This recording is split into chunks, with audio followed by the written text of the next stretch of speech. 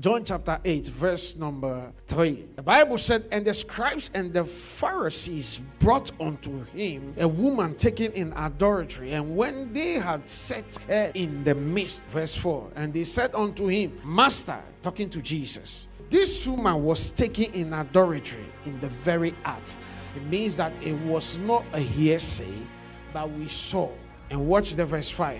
He said, now Moses in the law commanded us that you should be stoned. But what sayest thou? So Moses ordered us that this particular person, when we catch her, we should stone her. So what are you saying? But I want you to understand something, right?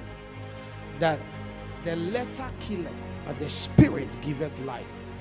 Jesus did not come to fulfill the law, but he came that grace will be abound for all of us. So why would just two people be involved in an act and the privacy will be invaded, and one will be taken and one will be allowed to go free? Number one, it means that maybe the person was committing the adultery.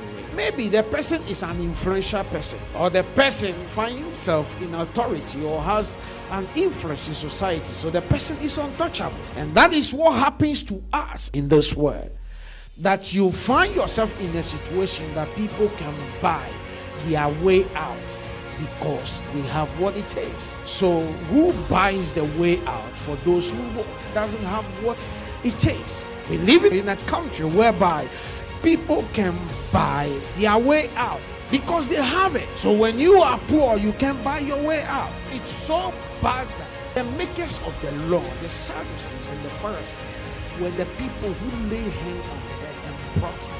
They know the law that it's not only one person that need to be dealt with. We live in a society that people are covering their shortcomings, they are covering their sins, they are covering their mistakes, they are covering their mess, but they are the first to come out to judge people. We live in a society whereby when something happens to you now, you'll be shocked that 99% of people who are around you, who love you, who always hang out with you, will turn their back against you and start speaking evil about you. We live in a society whereby whatever happens to you, when it's good, you will find people around your table.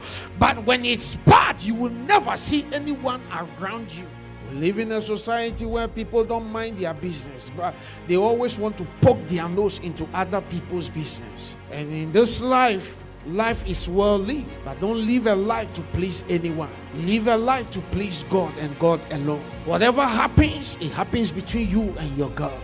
I am not here to condone things or to empower or strengthen people to commit sin and go around and mess up. But I want you to know that if you keep on pleasing people, one day you will stay in a corner of your room and you will weep, and you will never have anyone around to dry your tears.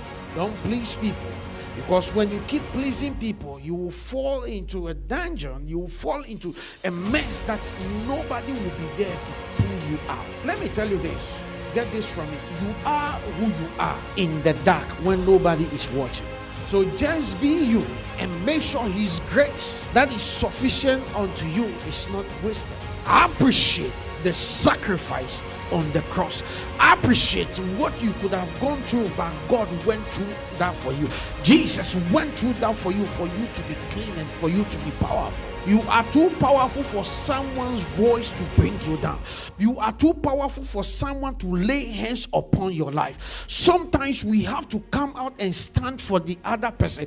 We have to stand in the gap. The reason why I don't condemn people is that when it comes to a relationship with God, it's a personal thing. What if the person you are condemning have already reconciled with his God? Just as the Bible said in the book of 1 John 1:9. He said, when we confess our sins, he is faithful and just to forgive us our sins. The person went to God and God forgave the person. But you have signed a contract without any money. Nobody hired you. You signed the contract yourself. You're going around spreading false news. And guess what? In life, we go around messing up and talking about people, but we don't know that as we go around talking about people, we are exposing our true identity. Folks, let's come to that place that when we hear evil about people, the best thing you can do for people, pray for them. God is bringing you to that level of prominence and that level of greatness. So you need to command that respect from now.